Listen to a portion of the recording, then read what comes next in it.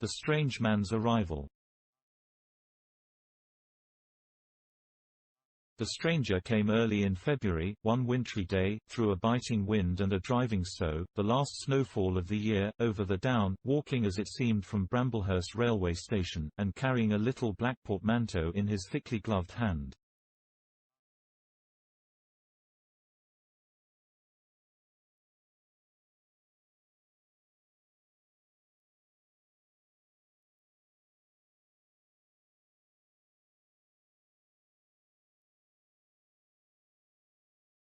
He was wrapped up from head to foot, and the brim of his soft felt hat hid every inch of his face but the shiny tip of his nose. The snow had piled itself against his shoulders and chest, and added a white crest to the burden he carried.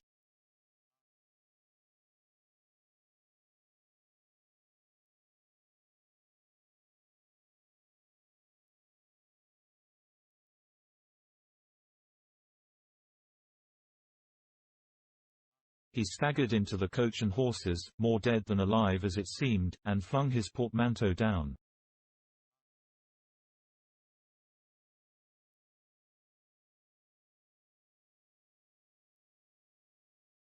"A fire," he cried, "in the name of human charity."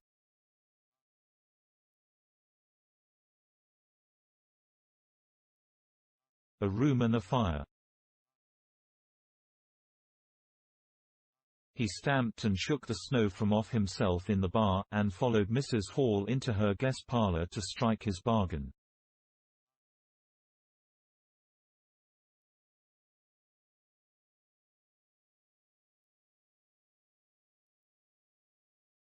And with that much introduction, that and a ready acquiescence to terms and a couple of sovereigns flung upon the table, he took up his quarters in the inn.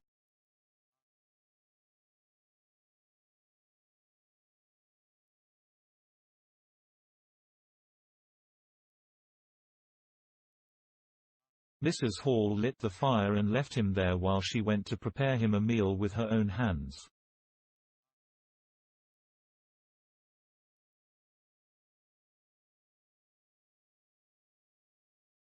A guest to stop at Epping in the wintertime was an unheard-of piece of luck, let alone a guest who was no haggler, and she was resolved to show herself worthy of her good fortune.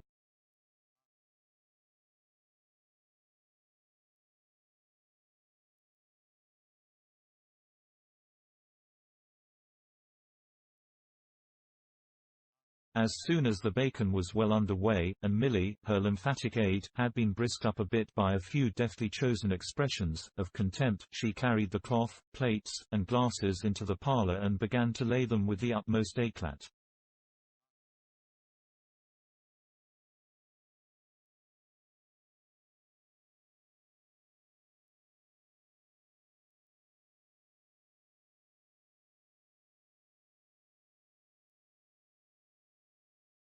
Although the fire was burning up briskly, she was surprised to see that her visitor still wore his hat and coat, standing with his back to her and staring out of the window at the falling snow in the yard.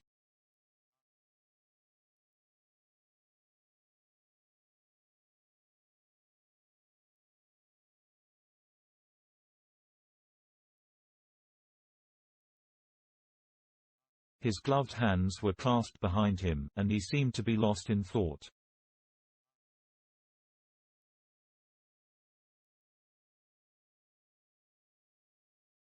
She noticed that the melted snow that still sprinkled his shoulders dropped upon her carpet.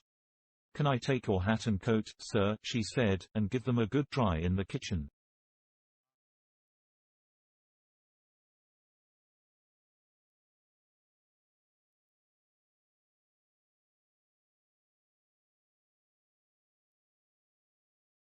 "No," he said without turning.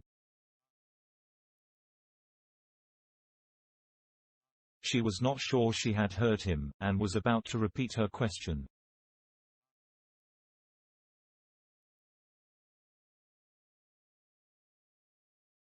He turned his head and looked at her over his shoulder.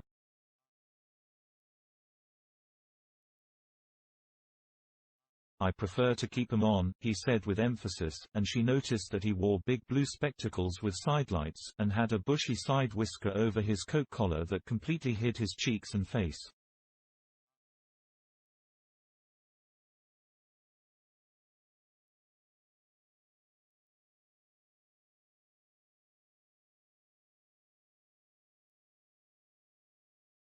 "Very well, sir," she said.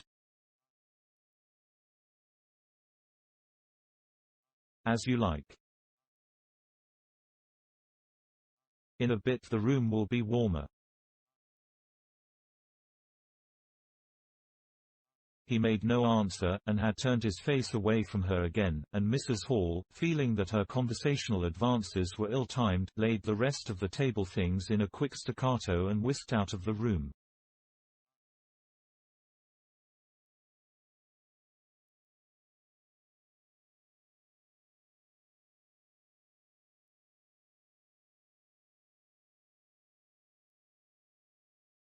When she returned he was still standing there, like a man of stone, his back hunched, his collar turned up, his dripping hat brim turned down, hiding his face and ears completely.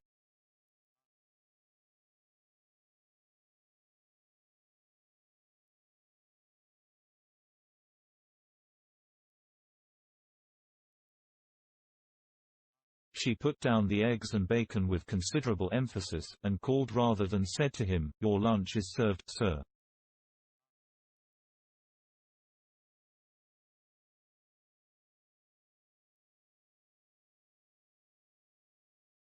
"Thank you," he said at the same time, and did not stir until she was closing the door.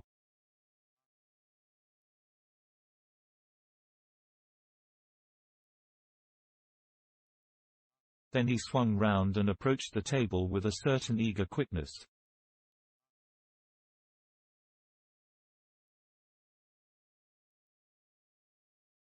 As she went behind the bar to the kitchen she heard a sound repeated at regular intervals.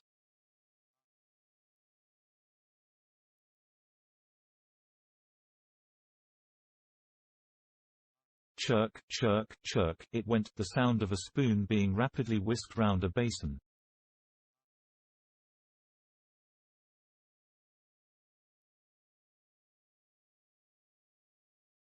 "That girl," she said. "There. I clean forgot it. It's her being so long." And while she herself finished mixing the mustard, she gave Millie a few verbal stabs for her excessive slowness.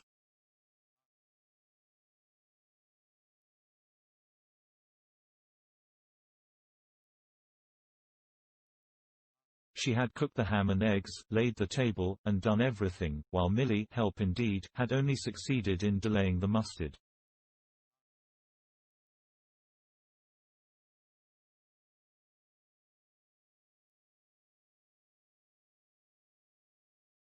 And him a new guest and wanting to stay.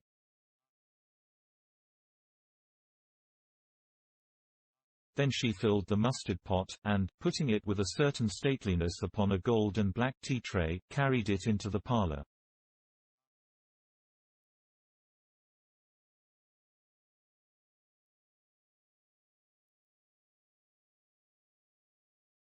She rapped and entered promptly. As she did so her visitor moved quickly, so that she got but a glimpse of a white object, disappearing behind the table.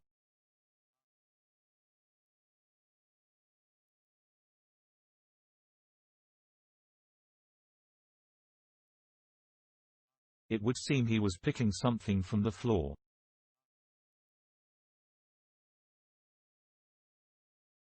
She rapped down the mustard pot on the table, and then she noticed the overcoat and hat had been taken off and put over a chair in front of the fire, and a pair of wet boots threatened rust to her steel fender.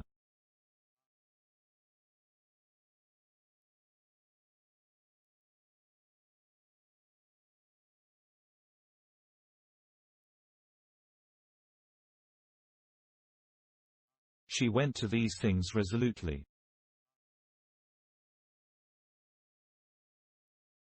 "I suppose I may have them to dry now," she said in a voice that brooked no denial.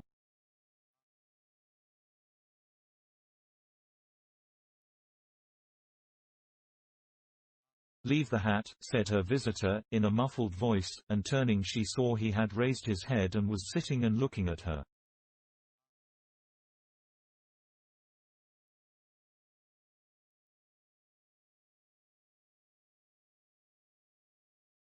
For a moment she stood gaping at him, too surprised to speak.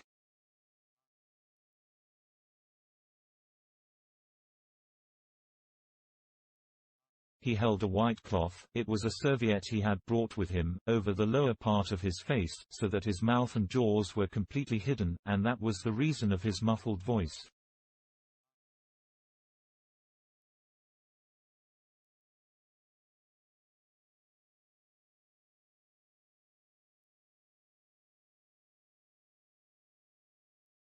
But it was not that which startled Mrs. Hall. It was the fact that all his forehead above his blue glasses was covered by a white bandage, and that another covered his ears, leaving not a scrap of his face exposed excepting only his pink, peaked nose. It was bright, pink, and shiny just as it had been at first.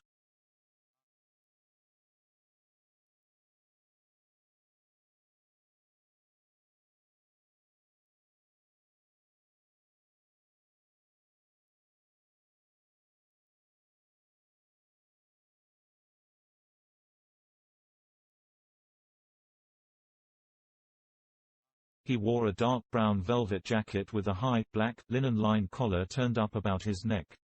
The thick black hair, escaping as it could below and between the cross bandages, projected in curious tails and horns, giving him the strangest appearance conceivable.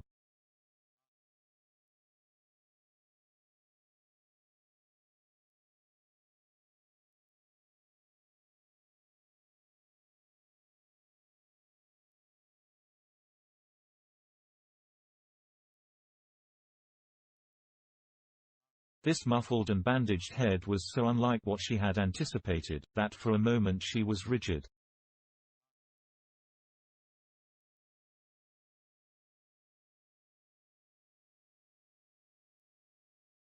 He did not remove the serviette, but remained holding it, as she saw now, with a brown gloved hand, and regarding her with his inscrutable blue glasses.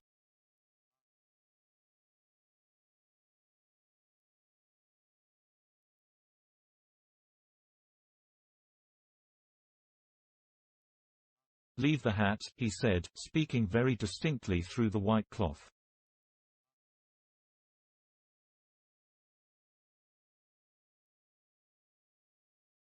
Her nerves began to recover from the shock they had received.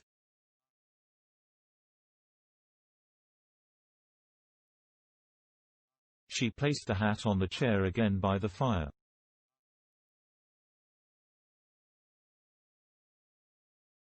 "I didn't know, sir," she began, "that," and she stopped embarrassed.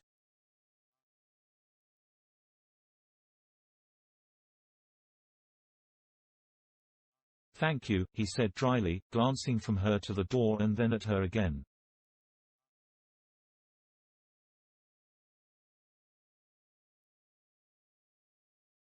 "I'll have them nicely dried, sir, at once," she said, and carried his clothes out of the room.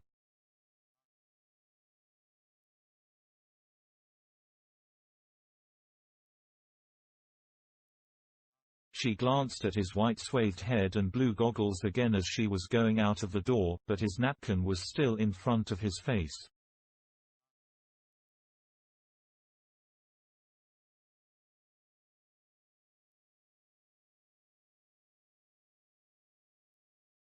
She shivered a little as she closed the door behind her, and her face was eloquent of her surprise and perplexity.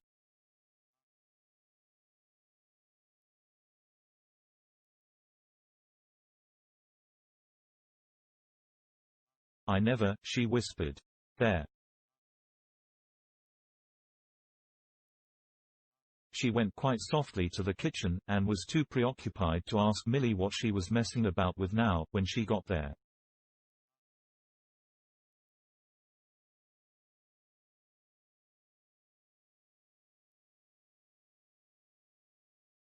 The visitor sat and listened to her retreating feet.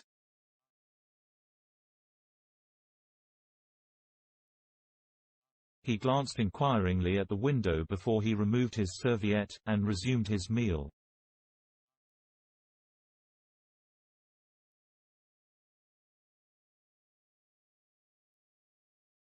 He took a mouthful, glanced suspiciously at the window, took another mouthful, then rose and, taking the serviette in his hand, walked across the room and pulled the blind down to the top of the white muslin that obscured the lower panes.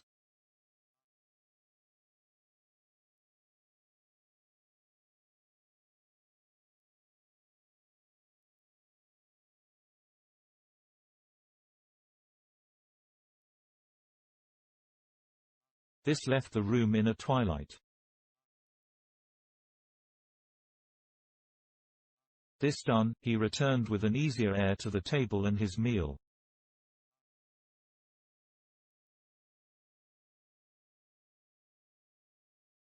"The poor souls had an accident or an operation or something," said Mrs. Hall.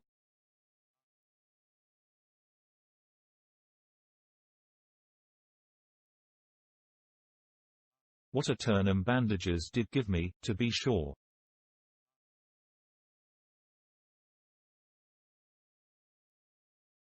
She put on some more coal, unfolded the clothes horse, and extended the traveller's coat upon this.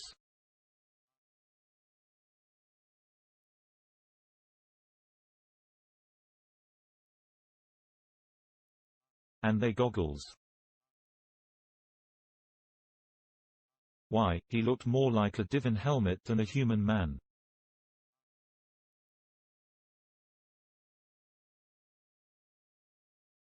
She hung his muffler on a corner of the horse.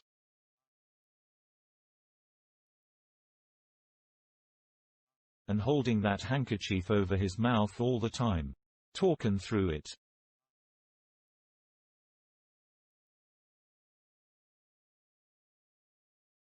"Perhaps his mouth was hurt too, maybe."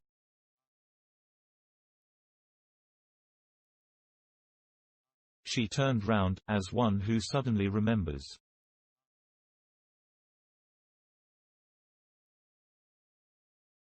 "Bless my soul alive," she said, going off at a tangent, "ain't you done 'em taters yet, Millie?"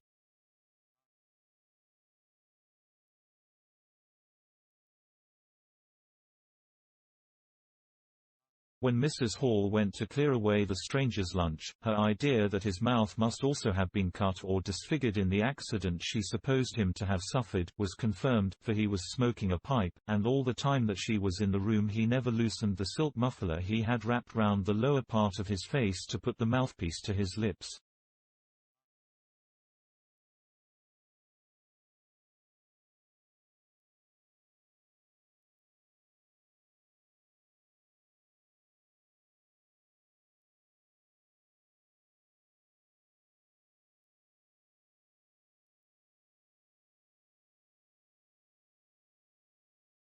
Yet it was not forgetfulness, for she saw he glanced at it as it smoldered out.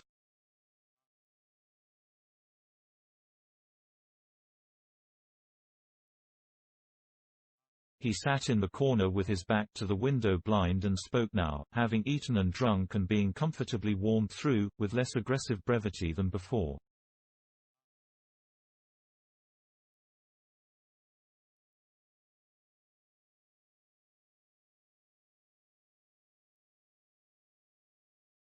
The reflection of the fire lent a kind of red animation to his big spectacles they had lacked hitherto.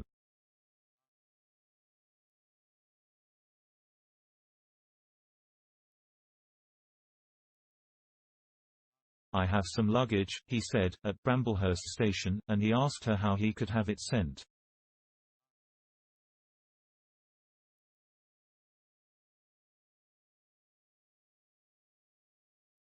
He bowed his bandaged head quite politely in acknowledgement of her explanation.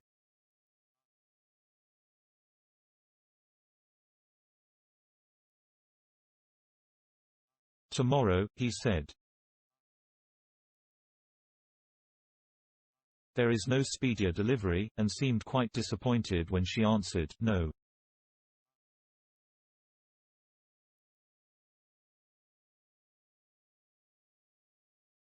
Was she quite sure?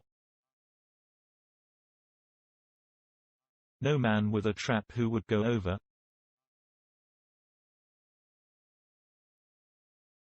Mrs. Hall, nothing loath, answered his questions and developed a conversation.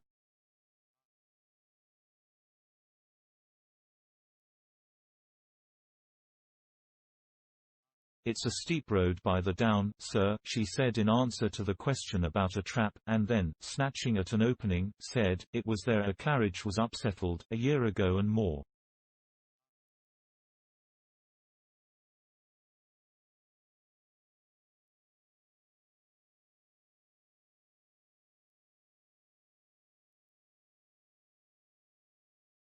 A gentleman killed, besides his coachman.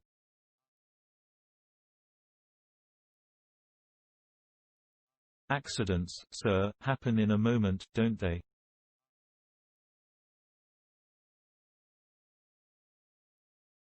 But the visitor was not to be drawn so easily.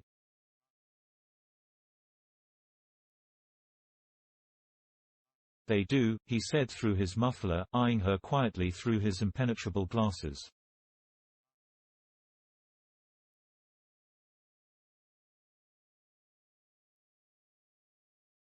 "But they take long enough to get well, sir, don't they?"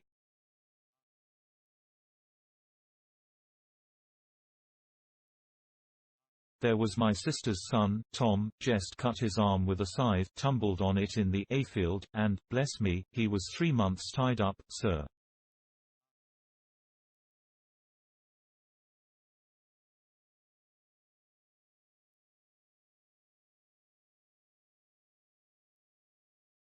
"You'd hardly believe it. It's regular given me a dread of a scythe, sir."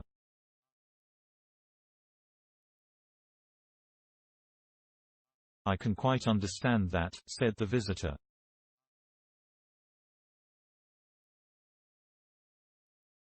"He was afraid, one time, that he'd have to have an operation, he was that bad, sir."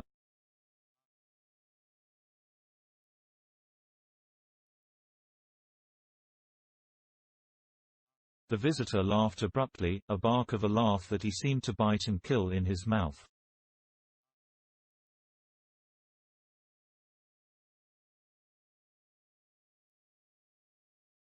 "Was he?" he said.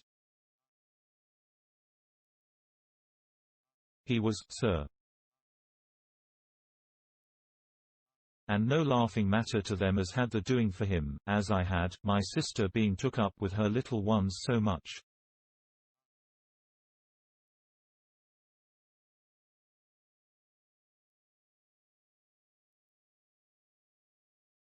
"There was bandages to do, sir, and bandages to undo."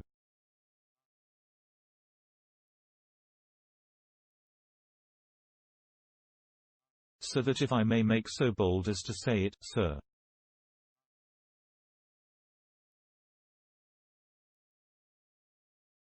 "Will you get me some matches?" said the visitor, quite abruptly.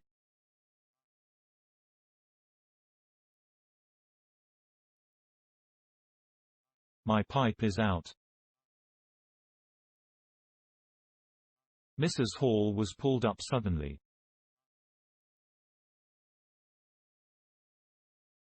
It was certainly rude of him, after telling him all she had done.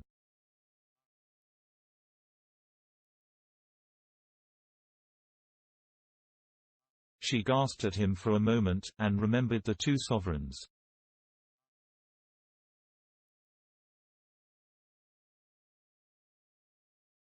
She went for the matches.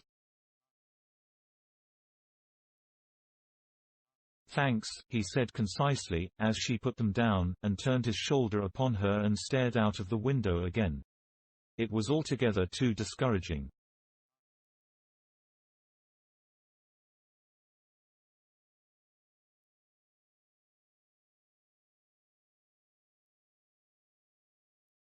Evidently he was sensitive on the topic of operations and bandages.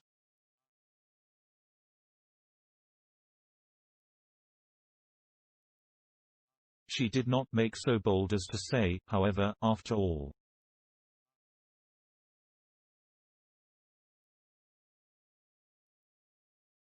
But his snubbing way had irritated her, and Millie had a hot time of it that afternoon.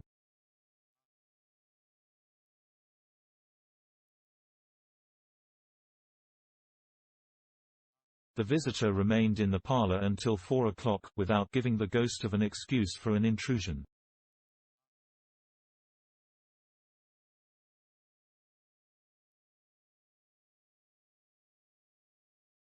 For the most part he was quite still during that time. It would seem he sat in the growing darkness smoking in the firelight, perhaps dozing.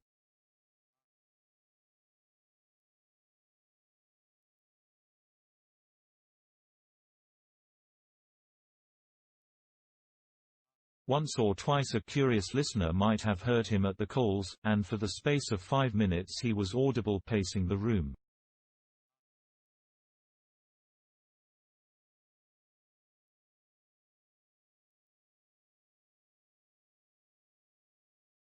He seemed to be talking to himself.